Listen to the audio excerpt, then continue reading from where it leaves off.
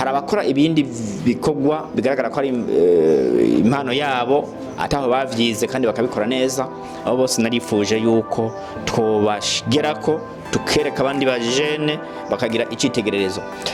Ica kabiri narabonye ko mu gihugu cyacu cy'u Burundi hariho abantu bakura bakagira mu zabukuru cyane bagashira ku myaka ndashobora kubaza ko bashobora kwishikako, usanga umuntu ashika imyaka 110 uwo muntu atawumuzi.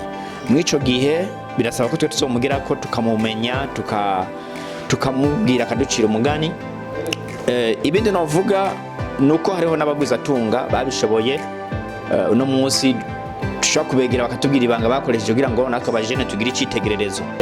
ETBC asanzwe ari Electronic and Technology Business Company. Dusanzwe dufite ikigo gisanzwe gikora y'ama service yose naheza kuvuga kiriko kirakwiza imyaka 2. Uno munsi navuga ngo ETBC-TV ni umwana w'ikigo ETBC cyangwa se ETBC VPW24 ariyo company navuga ngo natanguye gukora ikora ama service yose abantu babakeneye.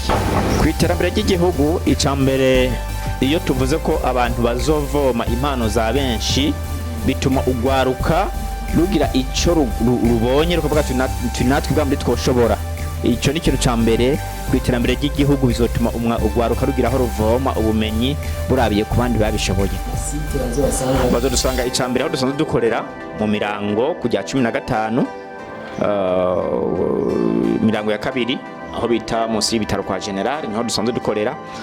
Ica kabiri bazodusanga ku rubuga rwacu rwa YouTube ruzokora novuga ngo 24/24.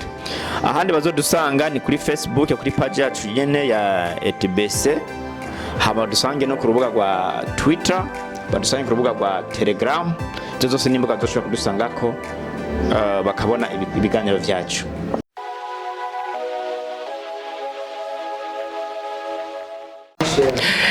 Hello guys, abakuzi ba ETBC-TV aho muri hose. Nizere yuko meze neza, nizere yuko meze fresh. Mukamuri kumwe na Phineas Promote aka Buda B benda kamera. Tukaba turi kumwe na Alfred, umwe mu cameraman ariko yakora neza muri industry ya 257.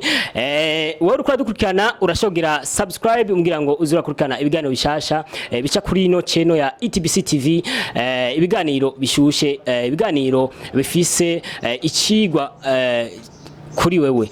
Ino munsi rero turi kumwe na bamwe mu barongozi basanzwe barongoye ETBC-TV. Bamwe mu barongozi bashoboye kugurura ino TV nibo tugiye kubaza muri kino kiganiro cyacu. Hari na ku ruhande turi kumwe na numwe mu mesha makuru bagiye kugaragara muri ETBC-TV azoshobora gukora mu kiganiro cya sport. Turabaramukiye cyane. Ego nkuko mubivuze uno munsi turi kumwe n'umurongozi wa ETBC-TV.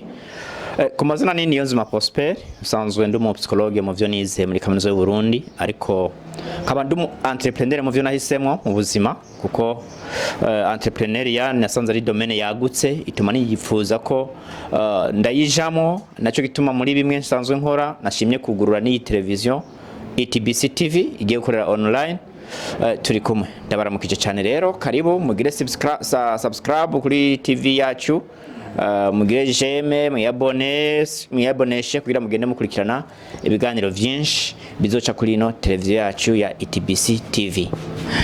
Ku ruhande rwacu nawo turi kumwe na ni Rich Miradi aka size 611 yandi umesha makuru kuri ETBC-TV. Tukazobana mu kiganiro kijanye n'inkino n'ibindi bitandukanye. Ino musi rero ndumva yuko ibintu bishushe cyane gose muri ETBC-TV. Murabona yuko ari mwe mu TV ije ku nguvu zidasanzwe muri industry ya 257. Akabazo ka mbere kusanzwe arongoye ETBC-TV, kubera iki kuyumvira ETBC-TV? Murakoze cyane, cyambere menda bashimire cyane. Nkuko namaze kubivuga ndu umuntu nahisemo gukora ibikorwa vyanje no kwita domaine entrepreneuriat. Narihweje nsanga abarundi benshi, abarundi bari mu Burundi, abarundi bari hanze y'igihugu, ndetse n'abandi bantu benshi bafise ikintu abajene no musi dushobora kurabirako. Nararavye nsanga ntaho tugira tuvoma amakuru y'ivyo bintu vyose. Ndavuga nti reka ntangure televiziyo online izodufasha kushira habona impano z'abarundi benshi cyane cyane ugwaruka. Iyo tuvuze impano ni kuvuga ngo ibintu byinshi, hari abashobora kuririmba, hari abashobora kubumba, hari abashobora gucapa, hari abashobora gukora utugenegene twinshi, hari aborora kijambere, hari abakora ibindi bikorwa bigaragara ko ari impano yabo ataho bavyize kandi bakabikora neza. Abo bose narifuje yuko twobasgerako tukereka abandi bajene bakagira icitegererezo. Ica kabiri narabonye ko mu gihugu cyacu cy'u Burundi hariho abantu bakura bakagira mu zabukuru cyane bagashira ku myaka ndashobora kubaza ko bashobora kwishikako, usanga umuntu ashika imyaka 110 uwo muntu atawumuzi. Mwico gihe birasaba ko twe tuzomugira ko tukamumenya tukamubwira akaducira umugani. Ibindi navuga nuko hariho n'abaguza tunga babishoboye uno munsi tushaka kubegera bakatubwira ibanga bakoresheje kugira ngo natwe abajene tugire icitegererezo.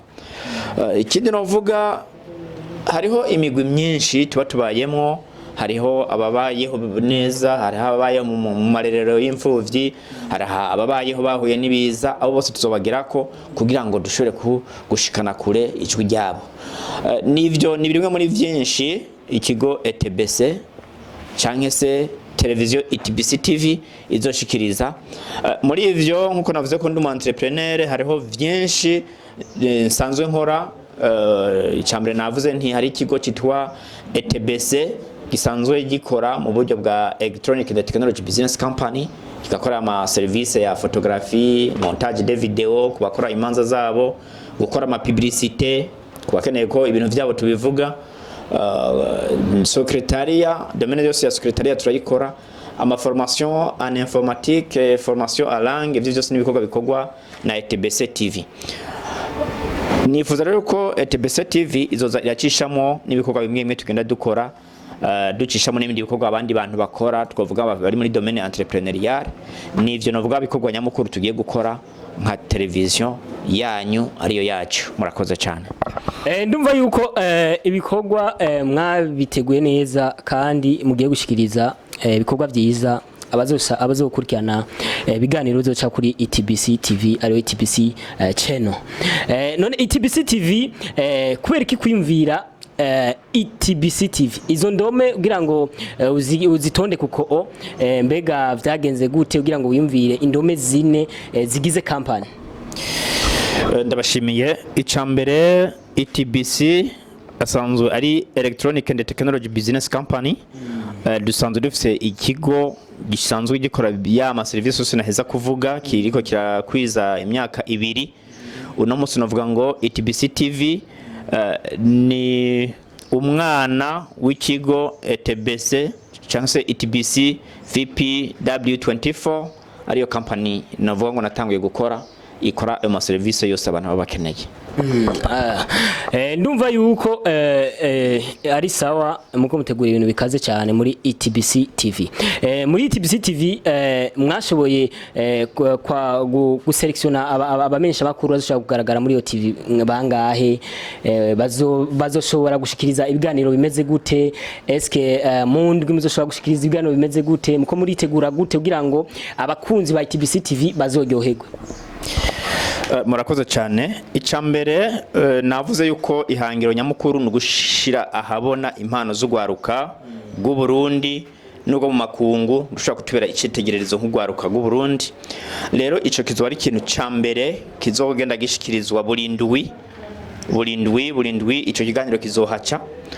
Ica kabiri tuzogira muri rusangi ibijanye n'inkino, tuvuge inkino muri rusangi mu Burundi no mu bindi bihugu byose, kuko naco twasanze ari ikintu abantu baba bifuza kumenya. Tuzobasesangurira tubarondera amakuru yose ajanye n'ubuntu n'inkino, hanyuma duheze tuyabashikirize.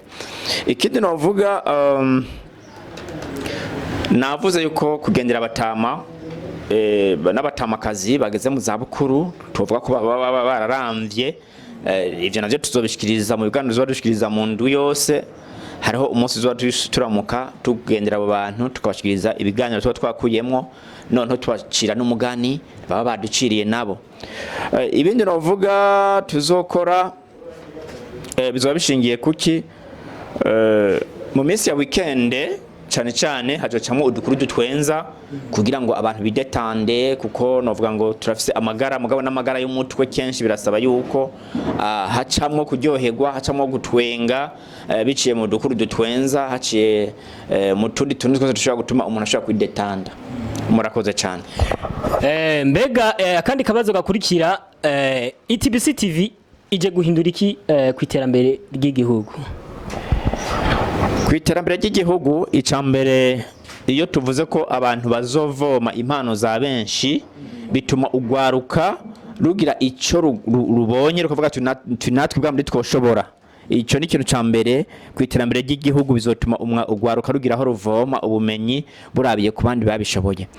Ikindi navuga ku iterambere ry'igihugu hari abantu benshi babakora ivyabo ntibimenyekane ugasanga nyimba yari production bagira ntibashobora kuronka marché de kurema nico gihe twege tuzobakorera ama publicité meza atuma abantu babimenya ko musabizotuma uwo muntu wese afite ico akora ashobora kugira kuronka marché de kurema. Muri rusangi ni vyinshi kuko nyimba babatama tuzatwabagezeko baba yamarero y'abana twayagezeko bizotuma tubimenyekanisha komsa ushobora kubashikaho nawe bashikeho. Ije byose novuga ko bizoza guterera mu iterambere ry'igihugu. Murakoze cyane. Mbega ho muzoshobora gushika mu biteramo ku mastade mbega bimeze gute ivyo biteguye gute? Ihangiro ni rinini kuvuga ngo ihangiro ni rinini twebwe twifuza ko televiziyo itera imbere no hanze tukagendayo mu bitaramo novuga ngo mpuza makungu tugahamagagwa. Ihangiro ni rinini cyane kandi turizeye ko tuzobigera ko nyimba dufise ihangiro ryo kuja mu bindi bihugu bivuga ko mu bitaramo bibera mu gihugu ho aho onye aho tuzoba turi. Ego kuko niho gwagwaruka ruzoba ruri gwagwaruka rufise impano niho tuzoba ruri twifuza ko aho hose hazoba ikintu gishobora gutuma umuntu ashobora gushikiriza abandi tuzoba tuhari. Ego. Mbega uwifuza gukurikirana ibikorwa vya ETBC-TV niza hembuga musanzwe mukoresha bashobora kubasanga ku ibikorwa vyanyu vya ETBC-TV? Murakoze cyane nkuko ikigo cyacu gisanzwe citwa Electronic and Technology Business Company turumva ko ni ikigo kijanye n'ubuhinga bwa none. Iyo tuvuze ubuhinga bwa none niho isi igeze uno munsi aho isi igeze tujana none n'ama formation en informatique en langue rero kubazo bakeneye services ziwacu bazodusanga kuri bazodusanga icambere aho dusanzwe dukorera mu mirango kujya 15 mirango ya kabiri aho bita munsi y'ibitaro kwa general niho dusanzwe dukorera. Ica kabiri bazodusanga ku rubuga rwacu rwa YouTube ruzokora novuga ngo 24/24. Ahandi bazodusanga ni kuri Facebook kuri page yacu nyene ya ETBC. Hama dusange no ku rubuga rwa Twitter, badusange ku rubuga rwa Telegram. Izo zose nimbuga zoshobora kudusangako bakabona ibiganiro vyacu. Turumva yuko ETBC company ariyo ETBC-TV ije ku nguvu zidasanzwe muri industry ya 257. Ino turavye hariya ku ruhande rwacu twabonye umwe mu bakozi na jewe nyene nishizemwo mu bakozi agiye kugaragara muri ETBC-TV. Mbega bano bakozi kubona barabashimye mbega ni giki wabashimiye kugira ngo bashobore guparticipa bashobore gukora muri ETBC-TV? Murakoze cyane no kuvuga ngo iyo ufise ihangiro rinini ujana n'abashobora kugushikana ku ihangiro rinini nabo basanzwe bafise iryo hangiro. Icambere narihweje aho babikoze kuvuga ngo imyaka yeze bariko rakora umwuga w'ubumenyesha makuru ndihweza connaissance bafite mu ivyo bintu. Mvuze connaissance ni connaissance professionnelle, ni mvuze connaissance ni connaissance sociale. Ndavuga nti aba bantu turashobora gukorana mu kigo cacu. Igikurikira amaze kubaganiriza nkababwira intego mfise narumvise ko tuyihuriza kuko bavuga bati ushaka gutera imbere ujana n'abandi nifuje ko njana nabo.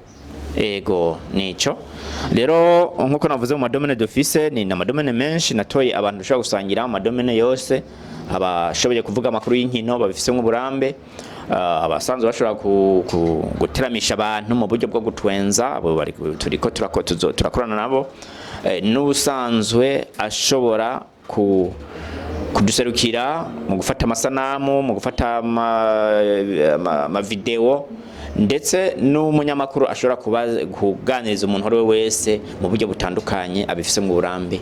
Abo bose nabo tugiye gukorana mu kigo cyacu ca ETBC-TV. Mbega mu byo muko murategura ni harimwo kurekrita abandi bakozi kugira ngo bashobore kuza gukora muri ETBC-TV. Mbega ivyo bintu muko bitegura gute? Akandi kabazo kagira kabiri ndashaka yuko tunyishurira hamwe utwo tubazo. Akandi kabazo kagira kabiri, mbega abazoshikiriza ibikino muri ETBC-TV bo muko mubitegura gute?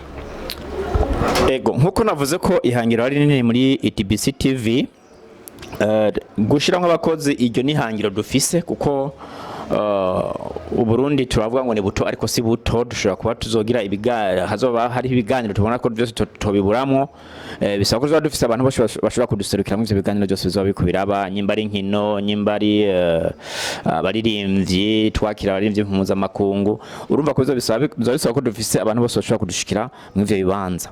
Hanyuma nko mu madomene yo kuryohera abantu, bimwe twita gutwenza canke se comedy, abantu bafise impano zitandukanye, tuzoba dukeneye abantu bafise impano zitandukanye, tudacaguye igitsina, tudacaguye imyaka, uwese azoba afise impano azokorana natwe. Ego muri make navuze ko kandi ikigo ETBC ni ikigo gisanzwe gifise andi ma service ataraya, nukuvuga ngo hariho n'abandi bakozi batari ngaha basanzwe bariko barakora mu bindi madomene ataraya turiko turavugamo. Murakoze cyane. Ndumva yuko bimwe uri kurabishikiriza kandi abariko badukurikirana bariko baramenya ETBC-TV iyariyo. Mbega vision mufise mwifuza kuzokwagura akarere gute kugira ngo ETBC-TV be company komeye? Mbega ico kintu muko mugitegura gute kugira ngo ETBC company ariyo ETBC-TV ishobore kuba ikigo gikomeye cyane ndetse kigire n'amasiege no mu bindi bihugu? Eske iyo vision muko muyitegura gute kugira ngo ETBC company kibe ikintu gikomeye cyane? Ego murakoze. Mu Kirundi bavuga ngo gato karakura. Uyu munsi dutanguye uko twifuje ko dutangura, kandi nguvu ni nyinshi nkuko mwabibonye, ariko ihangiro nuko dushika kure kandi cyane. Nabivuze ubwa mbere ko twifuza yuko ETBC-TV ishobora no guseruka igaja hanze mu ma conference internationale, nkuko tumaze kubona iradio zimwe mva makungu zishobora gutumirwa mu ma evenement mwamwe. Turifuza ko ETBC-TV nayo hazogera igihe igatumirwa mu yandi makungu, tugiye guhiga amakuru twifuza gushikiriza abarundi n'abanyamahanga. Mwe mwese mwabanye natwe muri kino kiganiro, cyakiganiro cyiza cyane, ndize yuko mwatahuye byinshi cyane mu bikorwa bigiye gukorerwa muri ETBC-TV. Akajambo kanyuma mushobora gushikiriza abakunzi ba ETBC-TV, kuko bimwe mwagiye murabishikiriza, ntakaye gasunika rugo mushobora gushikiriza abakunzi ba ETBC-TV. Murakoze cyane. Banje kuramutsa wowe uri kurankurikira, ndifuza yuko utubera umwe mu badukurikirana, utubera umwe mu bashikana kure ibiganiro bya ETBC-TV. Gutera imbere umuntu birashoboka mugateje imbere n'abandi, bivuga ngo nawe uri umwe mu bagiye kuduteza imbere. Ico nivuza nuko tubana mu biganiro byacu vya misi yose. Ico usabwa gusa kugira ngo tube kumwe nuko ufyonda subscribe kuri YouTube yacu, nuko udukurikirana, nuko ufyonda like, comment na share. Murakoze cyane, Imana ibahezagire. Hirya naho turi kumwe n'umwe mu basanzwe bakora muri ETBC-TV mu gisata ca sport, n'akaiga jambo ushikiriza abakunzi ba ETBC-TV, unabahamagarira kuzokurikirana ikiganiro ca sport. Byinshi CEO yabivuze nkuko yabibabwiye, ati ni kuza guteza imbere impano, ni guteza imbere impano zo gwaruka, ni guteza imbere igihugu cyacu cy'u Burundi nkuko turugwaruka dufise amarasha ashushe yo gukora, ni kugira ico dukoze, dukora amaboko mu muzu umuntu wese muco ashoboye mu mana ashoboye ariyo yose arawe ikaze kuri ETBC-TV bababwiye aho dukorera adresse yacu ni kuri Kenze nkuko The Boss CEO wa ETBC-TV yabivuze murawe ikaze rero Jenny Rich Miradi size 611 tuzobana mu kiganiro cha sport tuzobashikiriza inkuru zigwezeho inkuru zivugwa mu nkino inkuru zivugwa mu bintu bitandukanye bya sport office impano mu byo gukina mu bintu bya sport urahawe ikaze kugira impano yawe ije ahantu hagaragara ahabona hamana jewe nyene nzoshara gushikiriza ikiganiro kizoca kuri channel ya ETBC-TV ikiganiro c'imiziki umuntu wese afise tala afise impano yari yose ijanye no kuririmba arashobora kwitura uburongozi bwa ETBC-TV maze tugakorana ikiganiro ku mpano y'abafise hamwe mwese mwari kumwe natwebwe mwari kumwe dukurikirana ikiganiro cacu cyari igaro ciza cyo kurabira hamwe ibikorwa bigiye kurangurwa muri ETBC-TV ariyo ETBC company wore bari dukurikirana urashogira subscribe ariyo sabone nyene urashogira partage kugira ngo ikiganiro nabandi batarakibona baze kukibona hama turabashimiye cyane bye bye.